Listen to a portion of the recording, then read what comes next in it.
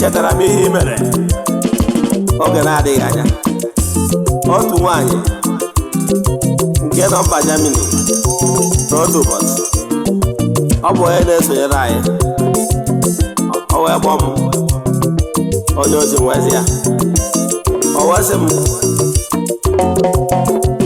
n'ọnọdụ ya na ya dịrị enyemaka, na ọ site n'enyemaka ka a ga-eji ukwu esie ya ike n'ala n'obodo oyibo nke ọ nọ na ya.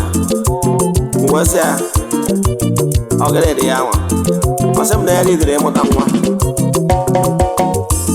n'ukwu isi ike n'obodo ọ nọ mụ na ya mụtara nwoke ọ na-anụ nwa. O wee sị m kere ihe a ga-eme. A sị m ya na ihe anyị ga-eme bụ na anyị ga-elele ihe ka anyị gbada ebe nsogbu ya si. Mgbe anyị lelere ihe, anyị chọpụtara na o nwere apizment ndị o kwesịrị ime. Ya nwere apizment ka emesịara, o wee gbaa m Eze-Ana wee sị ya, o wee sị m na ọ bụrụ na arụcha ọrụ a ya wee kuru nwa, na ya ga-achụ aja gbara agba na tempụl mekwa je saraka iji wee kele Chineke maka ya bụ ife ọma o mere ya. Nke bụ eziokwu bụ na anyị so ya bụ aja rụọ ọrụ mmụọ dị iche iche otu ezi aka. Mgbe ọnwa ite na-adị gasịrị, ya bụ nwata nwaanyị wee dị ime wee mụọ nwa. O mezupụtakwara nkwa o kwere, o jekwara ekele dịka o si wee kwere nkwa. Chineke bụ eribe agwụ agwụ n'ezie.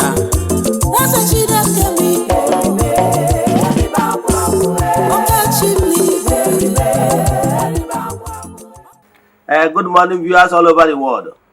Egwu ị nụrụ kịta bụ egwu si na ngalaba na-afụ gbasara mgbasa ozi ọdịnala Igbo n'Ugochi tụbụ ọdịnala temple a na-akpọ Nkwa Group led by me. We have all the rights. Ọ bụrụ na ị like ya bụ egwu, jee na Audio Mark, the iTunes and rest of them social media platforms, chọọ ya bụ egwu ma download ya. We have all the rights. For some of you that are seeing me for the first time, Omogbu Eze-Ana Ugochi tụbụ na Oraifite dị na Anambra State. Abụ m onye isi nchụaja Ugochi tụbụ na temple. Anyị na-agba family emi nkwado ọrụ mmụọ dị iche iche ọmaka Juu. Abụkwazi m onye isi nchụaja na ọdịnala Restoration Evangelical Mission, bụrụ onye mgbasa ozi ọdịnala. So you can call me a priest or an evangelist. I will answer. My mission is to help people live better life. N'ụbọchị taa n'oge awa nke eziokwu, isiokwu anyị ji wee bịa bụ all you need to know about karma in Igbo spirituality. All you need to know about karma in Igbo spirituality. If you pay attention today, believe in me, you will learn something better about Igbo spirituality today. But before we dive into today's lecture, important announcement. We are still in the month of January. Our group ritual for the month is still ongoing. Remember, you can join us anywhere you are all over the globe.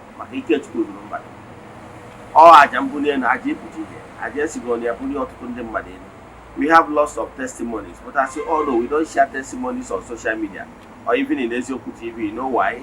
It's not necessary, not why we are here. But I can tell you, the kid in Eze-Ana too, but I weekend. I am a literature over 3 years now. Yes. This is to go in the temple. Go for cooking in this line. I can make it the last of the month. We visit the waters to Chuaja. Ihe onu na-eri wee mee saraka. Gaa na akpọ kalete ndị mmiri chụọ aja ihe mme. Gbagota na temple chụọ aja to entities of powers na temple. Jeje n'ebe nchụ aja gbuo ebu mee saraka. Nwanne chụba aja maka na aja karịrị ọgwụ. Yes. So ọ bụrụ na ị chọrọ isonyere anyị ma ọ bụ na o nwere ajụjụ inwe na nkụzi ya ma ọ bụ na ị chọrọ ka agbalị gị afa mmiri emi, chat me on WhatsApp 0805 7837672. I repeat 0805 7837672 ma ọ bụ 0813 8243 871. I repeat 0813 8243 871. Now let's proceed. Ihe anyị ji maka ya bịa dịka anyị si kwuo, topic of today bụ all you need to know about karma in Igbo spirituality. And we are here to tell you all you need to know. Remember my slogan, what you don't know remains a mystery to you and not to all. And I'm telling you that if you are knowledgeable, you are a master. If you lack knowledge, you remain a slave. Ihe na-achọ ịkọwara gị bụ na enwere some natural laws that are being in existence, and it's your duty to learn those natural principles, because azụbụrụ onwe ya tinye n'ọnụ agụ iyi onye ka ọ ya ajụ ihe mere ndụ ya. All knowing these natural principles is your duty as a child. Let me tell you one thing. If any child, for whatever reason, refuses out of ignorance or out of nonchalant attitude, refuses to learn the language of his parents, believe in me, it's just a matter of time. That particular child will be isolated, and that particular child will lose a lot. It is our duty as children of Chukwu to learn the natural laws and what you want us to be doing in order to remain favored, in order to remain his humble children. So, as a child of God, you must learn the importance of obeying the natural laws that governs this universe, because that is the only way you can be saved. So today we want to look at karma. What is karma is all about? What karma is all about is this. Karma is a natural principle set in motion by Chukwu that ensure that whatever any man sows, so shall he reap. Galatians 6, go and read it. God can never be mocked. Whatever you sow, so shall you reap. Laws of karma ensure that what we know in computer, garbage in, garbage out, whatever you give, what you receive. In nature have already told us and made us to understand it using practical terms. Those once you plant corn, believe in me, no Jupiter will stop you from reaping corn. And this time around, you will reap it in multiple fold. Because that seed of corn, once it germinates, the roots of that corn will begin to look for similar components from the soil that has to do with corn. You draw all of them and use it to multiply the seeds. So whatever you plant, you nurture it. Believe in me, nothing will stop you from reaping it. Example, if you plant corn this season, nurture it. During the time of harvest, nobody will stop you from harvesting it because it's their own. So nature has a way of taking note of all we do, whatever we sow in creation. So know it today that if you do good, you are sowing good seeds in creation. If you are doing bad, you are sowing bad seed in creation. And we'll hear about spiritual connection centers in the exterior world. In the medium, let me use this word. Then in that connection center for the goodies, if you do good, it connects there. It records there. Your spiritual guide take note of what you do. There is spiritual connection center for all the badness. So all the evil seeds you sow will be stored there, waiting for you. Because come rain, come sun, whatever you sow must flow back to you, the originator. The natural principle is that you do the needful. Yes, you do the needful. So it's your duty to do the needful all the times. So in this natural mechanism, normally called karma, or in Igbo spirituality we call it ometaraburu, iwu ometaraburu, meaning you hit ball on the wall, it fall back to you. Yes. So we believe in Igbo spirituality that whatever any man does, be it good, be it evil, must flow back to you. So be mindful of whatever you are sowing in creation. So if you want your future to be bright, if you want goodies of life in future, if you want your future to be fine, yet full with goodies of life, you must try to sow goodies as you want your tomorrow to be. Begin today to prepare it. The truth of the matter is that Chukwu Okike pụrụ ime ihe niile abụrụ for the Christmas. Forces of nature abụrụ for the Christmas. Yes. Enwego ekere ọlụ eke. You cannot work in Julius Berger and go to your home to collect salary. It's not possible. The same thing in creation. So if you want your tomorrow to be fine, begin today to sow those good seeds, so that by tomorrow, by the time of maturity, you will be able to reap the fruit. Because definitely whatever good you sow will flow back to you during the originator. That is natural law. There is no two ways about it. So Igbo spirituality believe in Iwu or Metaraburu, because we believe that na ihe ọbụla onye meta n'isi ya, ndị Igbo na-atụkwa ilu si na ihe niile gbasara ya. Ọnya ka eji wee tụọrọ ilu si na azụgbula onwe ya tinye n'ọnụ aka onye ka ya ajụ ihe mere ndị ya. Is your own duty to do all those things. So because we believe in Igbo spirituality that man is architect of his problems. So if you want your tomorrow to be fine, begin today to live a good life, so that you will earn those goodies of life you want for your tomorrow. Because no for no good, believe na ihe ọbụla ịtụpụ na ndụ a ị ga-atụtụrịrị ya. Ọ bụrụ na ịtụtụrụ na ndụ a, ebe chigha ụwa ọzọ ịtụtụrụkwa ya. So never you follow multitude to do evil. Don't say because now some people are doing evil and are succeeding, therefore we want to join the clique. No, it's a wrong plan. Let me tell you, those people you think they are doing evil, but within you think that they are succeeding. Believe in me, their succeeding is not really succeeding. Because why they are reaping good things now is because of the goodies they have done in the previous earth life. So maybe in the previous earth life they live a good life worthy of emulation. Now is the time for them to reap these goodies of life, and maybe they did not live long enough to reap that good. If they are in this present earth life, whatever they are doing, goodies will be following them. Goodies will be following them, because now the tap of goodies have been opened for them. So whatever they do, goodness will be following them. Irrespective of what they are doing right now, it's just a matter of time when they exhaust that goodies, because there is time for everything.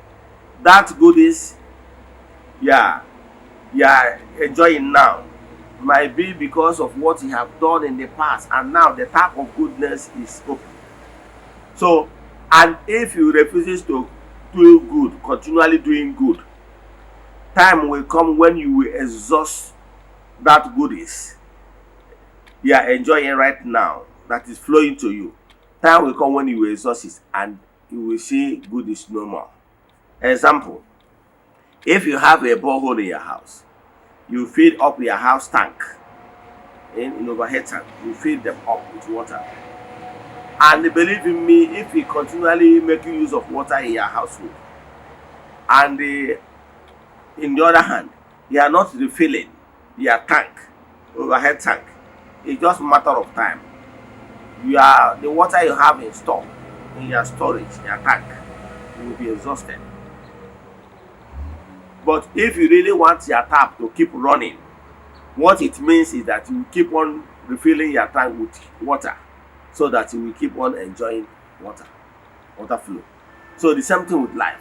So if you are enjoying now, don't think that is gorogi and begin to suppress others, because karma is there. So that goodness you are enjoying is as a grace reward for what you have done in the previous life, knowingly or unknowingly. Yes. So, but if you now decide that okay, it's just a matter of time, you will exhaust that grace. Yes. And if you exhaust it, things will turn tough for you. And maybe you might be blaming somebody. But actually, you are the architect of your problem, because karma is real.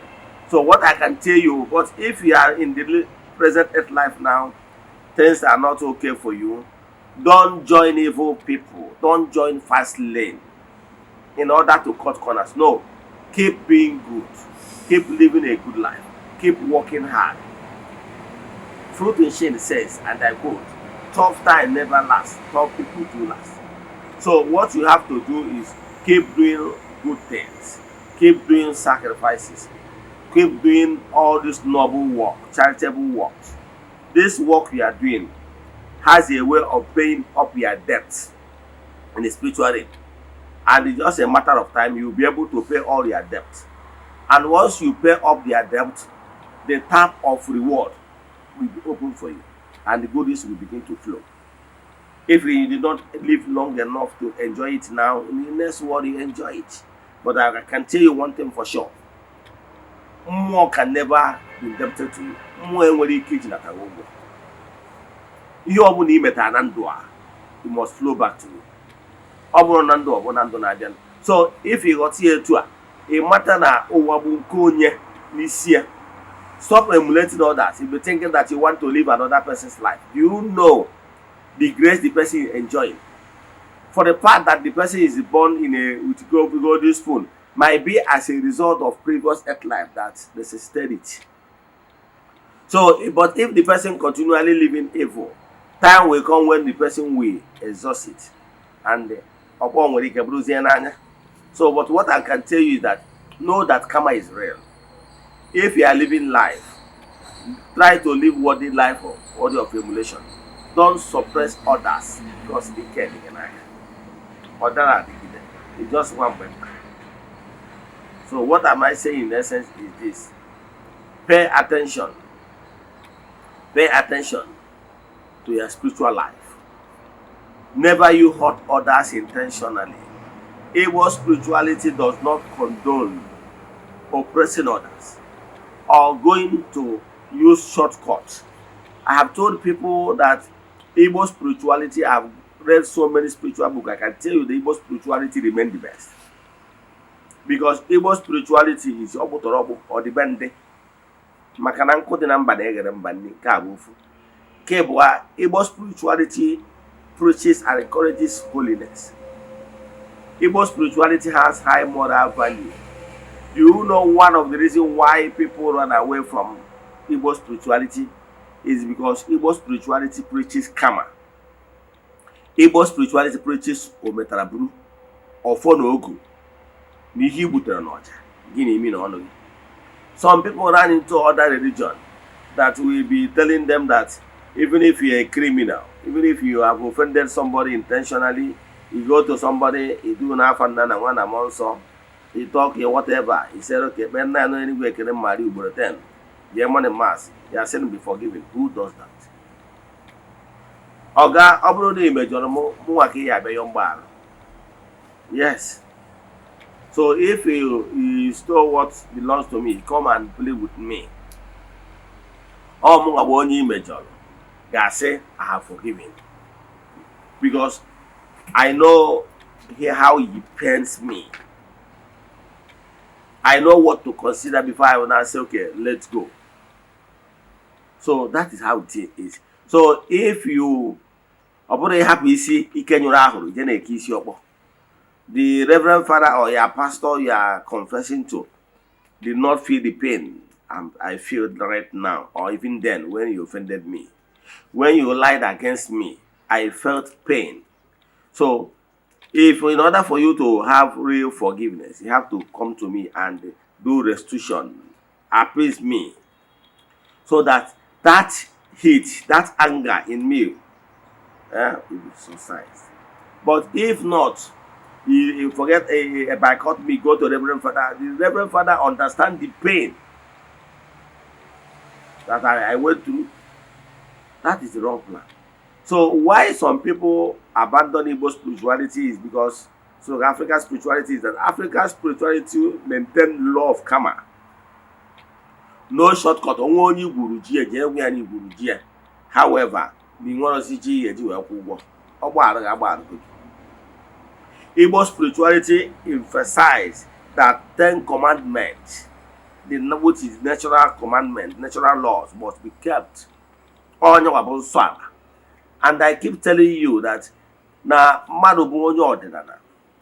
it's when you are keeping those laws. That was exactly what made you ordinary. It's not all about Zunaka. Anybody can go and buy Nzu. Anybody can do what I call self-acclaim. Ndị Igbo kwukwara ọnụ si na nwoke si na ya ji ọfọ, nwaanyị si na ya ji ọfọ, na ọfọ mara onye ji enu. So it be not even somebody put on Facebook were ọfọ n'aka ma ọ bụ na village jide ọfọ n'aka na-claim. Is that enough? By the fruit you shall know them. Ọ bụrụ na ana na onye anwa na-claim ịbụ a spiritualist ma ọ bụ ịbụ onye ọdịnala, mmadụ ọ dị asọ nsọ ana, forget it. So all nsọ ana determines ịmalụgo ihe ana na-asọ nsọ maka na enwere nsọ. One thing I love about Igbo spirituality, enwere nsọ nwee iwu. Enwere iwu agwụ, nwee nsọ agwụ, nwee iwu chi, nwee iwu ala. Ị na-anụ ya, ị na-anụ ka ndị mmadụ na-aza. Enwere one of my classmates then, saw name ya iwu ala. Okay, even our former minister, Professor Ngozi Okonjo iwu ala. He has seen it. So, enwere iwu ala. Iwu ala bụ nsọ ala. This thing is an abominable act. If they are not doing them. So why some people are running away from Igbo spirituality? Igbo spirituality forbids you taking what is not yours. Example, Igbo spirituality forbids you from sleeping with somebody's wife.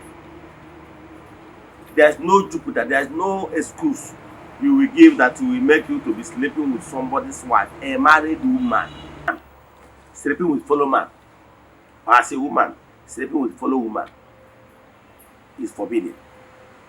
Or you sleeping with a blood relative, your blood relative is forbidden. So what am I saying? Igbo spirituality has also their do's and don'ts. What is expected of you. So, but people need freedom. It's freedom that is reigning nowadays. Even a woman does not want to be submissive to her husband because the church and go hana all hairs are equal. Mana ndị Igbo kwa na ibu isi n'isi ha n'ọbụ n'ọnụ na-enwere isi na-ebu ogiri.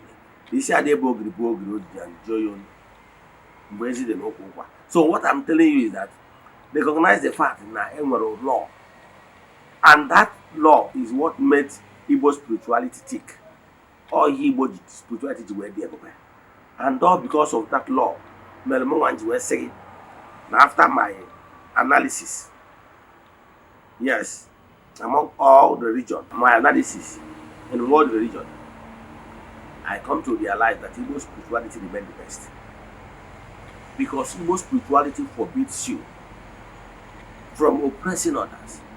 And Igbo spirituality keep reminding you that whatever you sow is what you reap. Igbo spirituality keep telling you, reminding you about Ofon Nogu or Metalabru. Igbo spirituality keep telling you that you may see here you face the consequence. Eze-Ana, Eze-Ana, you face the consequence.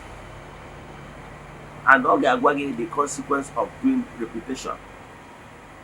So people don't like Igbo spirituality because they believe that Igbo spirituality punishment is too severe. But that is truth.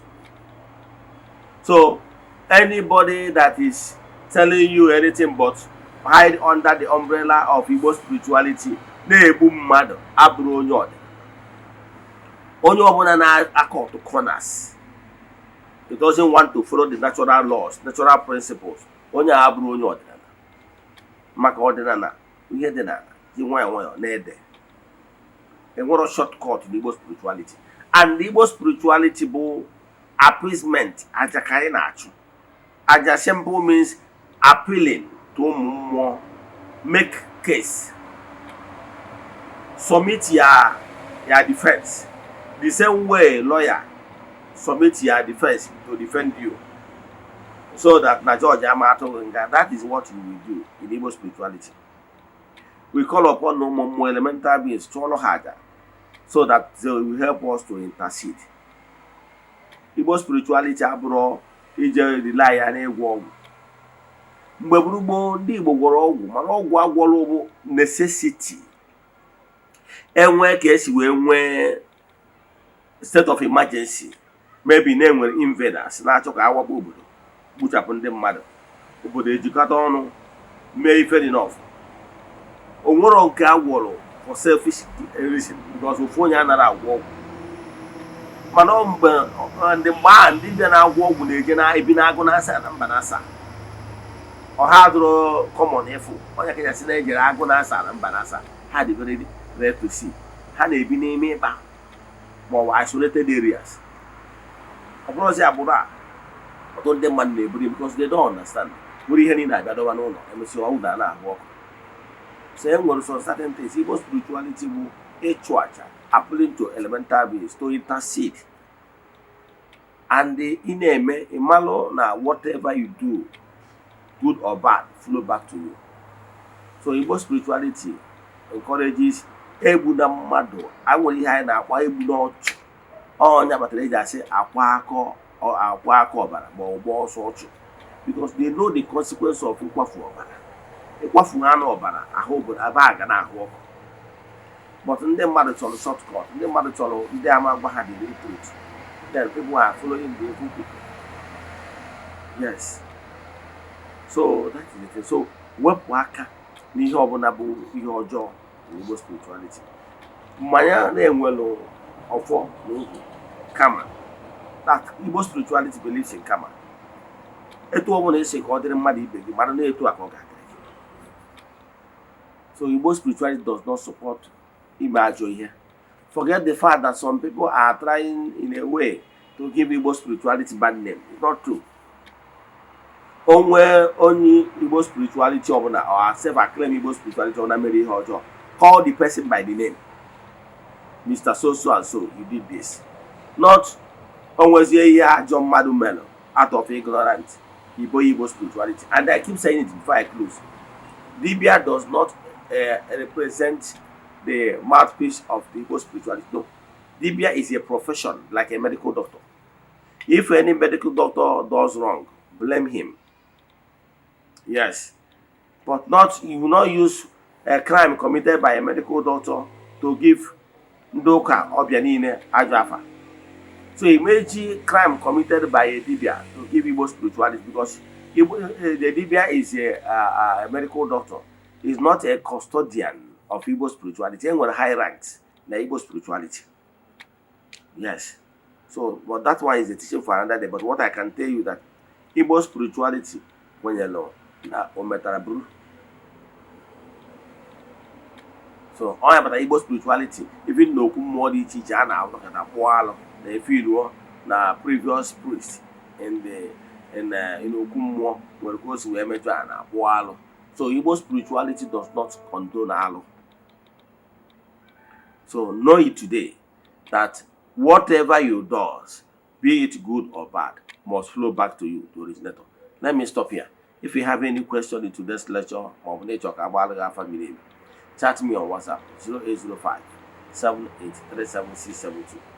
I repeat 0805 7837672 or 0813 8243 871. I repeat 0813 8243 871. May the blessing of Chukwu keep me here be with you. May you be favored. May you be protected. May the blessings locate you from today and forevermore. See you tomorrow. No gawa kezu. Obo no nwe broje ju etu aja. Emi say na ye program.